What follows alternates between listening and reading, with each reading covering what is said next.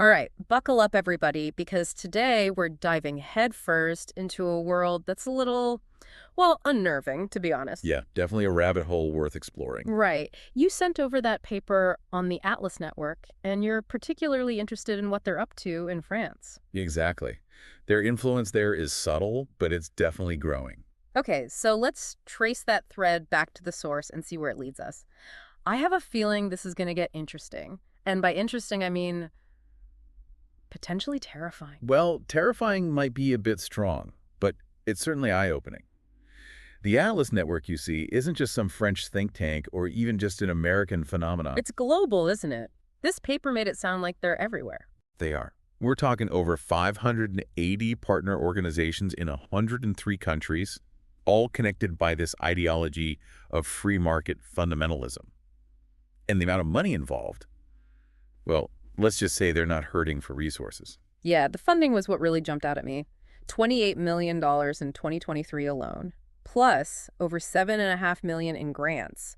It's like they're building a movement, but instead of grassroots, it's more like dollar root. That's a surprisingly accurate way to put it, actually. But who are the gardeners behind these dollar roots? Who's calling the shots? Well, the Atlas Network itself is more of an orchestrator, providing funding, guidance, that sort of thing. The real power comes from the individual donors and partner organizations. And when we talk about big money in this sphere, we have to talk about the Koch brothers, right? Inevitably. I always hear that term thrown around, the cocktopus. Sounds like something out of a spy thriller. Well, their reach is certainly vast. Charles Koch and his late brother David inherited Koch Industries, oil, chemicals, you name it.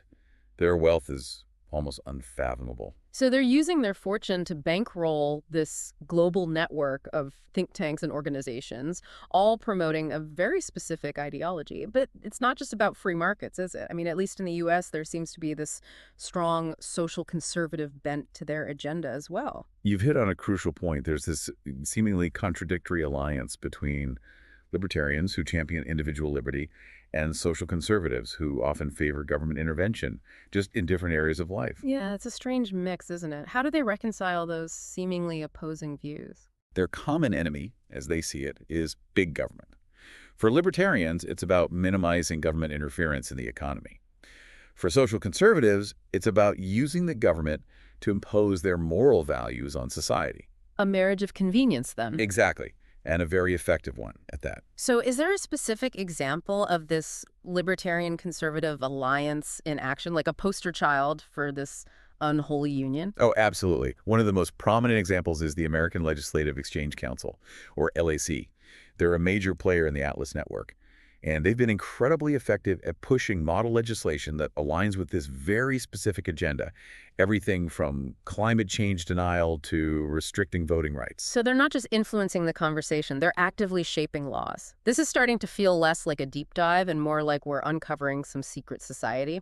Well, they're certainly not operating in complete transparency. And ALC is just one piece of the puzzle. The Atlas Network's reach extends far beyond the U.S., and their tactics are constantly evolving.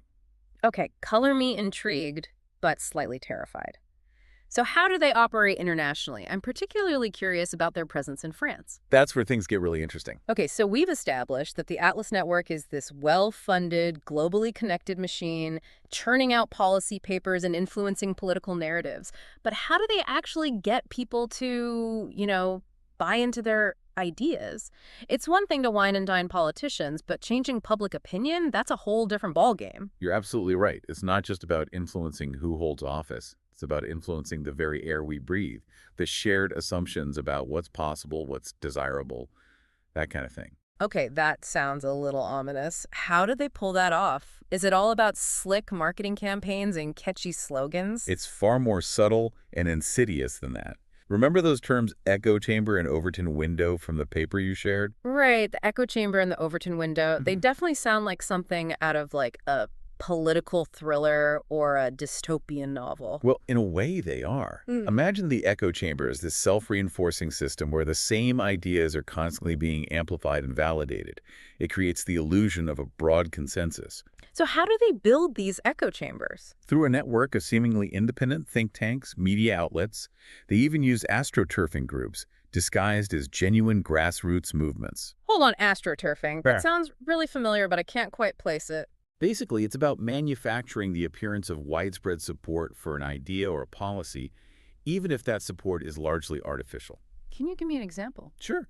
Imagine a group that's presenting itself as a concerned citizens movement. They're holding rallies, organizing protests, but behind the scenes, they're actually funded by a corporation with a vested interest in the outcome they're pushing for. Wow, that's underhanded, to say the least. And this ties into the Overton window somehow. Exactly. The Overton window refers to the range of policies that are considered politically acceptable at any given time. And the Atlas Network, through its various partners and this echo chamber effect, aims to shift that window, to make previously unthinkable ideas seem reasonable, even mainstream. So they're playing the long game, slowly normalizing their ideology, one policy paper, one media appearance at a time. Can you give me a concrete example of how that works in the real world, like a real-life example? Sure. Think about climate change. For decades, Atlas-linked groups have been promoting climate skepticism. They fund research that casts doubt on the science, and they push back against any form of regulation. And this has had a real impact, hasn't it? Absolutely. They've been incredibly effective at delaying meaningful action on climate change, which, as we know, has very real consequences for the planet. And it's not just climate change. They've used these tactics on issues ranging from minimum wage to healthcare, even things like Social Security. What's their strategy there? They flood the media landscape with studies, often based on dubious data, arguing that any form of government intervention is just a slippery slope to, well, to socialism, basically. It's chilling how effective this two-pronged approach can be. Create an echo chamber to amplify your message and then shift the Overton window to make that message more palatable. But have there been any major victories for them outside of the U.S., or is it mostly an American phenomenon? Oh, no, they've had wins all over the globe. The Atlas Network has a genuinely global reach, and you can see their impact in elections and policy shifts on every continent. Take the recent election of Javier Milei in Argentina, for example. Remind me, who is he again? He's a self-proclaimed anarcho-capitalist who has openly praised the work of the Atlas Network. And he won. Wow, that's a pretty significant victory for their ideology. It is. And while their influence is often more subtle, more behind the scenes, you can't deny that it's there. Remember the voice referendum in Australia a while back? Refresh my memory. It was a proposal to create a constitutionally enshrined Indigenous voice to advise Parliament. It was seen as a very important step towards reconciliation by many. Right, and it failed, if I remember correctly. What was the Atlas Network's role in that? Well, various Atlas-linked think tanks and media outlets in Australia ran a very effective campaign against it. They played on existing fears and prejudices, spread misinformation, and ultimately helped to sway public opinion against the proposal. It's frightening how they can weaponize information like that, and how they exploit societal divisions to further their agenda. But enough about their global escapades. Let's bring this back to France. What kind of foothold do they have there? Their presence in France might be less overt than in some other countries, but that doesn't make it any less significant. They've been quietly building their network there for decades, and it's finally starting to bear fruit. You know how we were talking about the Atlas Network playing the long game? Mm-hmm. Well, nowhere is that more apparent than in France. They've been laying the groundwork there since the 1980s, quietly building up this network of think tanks and organizations that are now starting to wield some serious influence. Okay, so who are the major players in this French connection? Can you give me some names? One of the biggest is Ifrap. Ifrap, okay. Yeah, the Institut Français pour la Recherche sur les Administrations et les Politiques Publiques, to give you the full title. Catchy. Right. They've been an Atlas partner since the very beginning, and their fingerprints are all over recent economic debates in France. So what's their specialty? What kind of policies are they pushing for? Their bread and butter. Shrinking the public sector. Think lower taxes, less government spending, privatization, that whole song and dance. Sounds familiar. The same playbook they use everywhere else, it seems. But are they actually changing minds in France, or are they just, preaching to the choir? Oh, they're definitely gaining traction. You can see their influence in the policies of recent French governments, actually.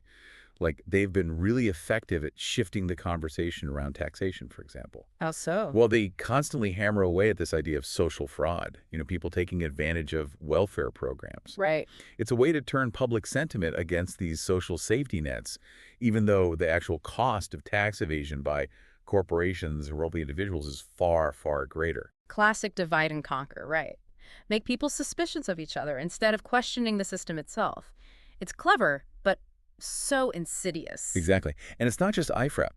There's another group, Contribuables Associés, that's particularly adept at shaping public perception. That's their angle. They're masters of astroturfing. They present themselves as this grassroots movement of, ordinary taxpayers who are just fed up with government waste. Don't they stage those, like, elaborate protests, too, with the fake tax forms and everything? Oh, absolutely. They even had people dressed as Marie Antoinette at one of them. No way, really. Marie Antoinette. That's almost comical. Right. But it works. It taps into this deep-seated French resentment of elitism and government overreach. Never mind that the organization itself is bankrolled by some of the wealthiest people in France. The irony is almost too perfect. It really is. Yeah. And it's not just about shaping public opinion either. They're also actively cultivating the next generation of leaders through organizations like Alexandre Paysi's Institut de Formation Politique. Okay, what is that? Some kind of finishing school for future politicians? Pretty much. They train young people in the art of political persuasion. How to craft their message, build coalitions, navigate the halls of power, but all through this very specific ideological lens, of course. So they're not just winning battles, they're shaping the battlefield itself. It's like they're playing chess while everyone else is playing checkers. That's a great analogy. And, here's the thing.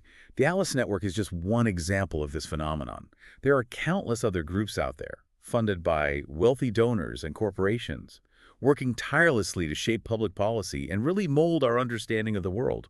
It's a bit overwhelming, to be honest. If these networks are so powerful, so deeply embedded in everything, is there any way to counter their influence? That's the million-dollar question, isn't it?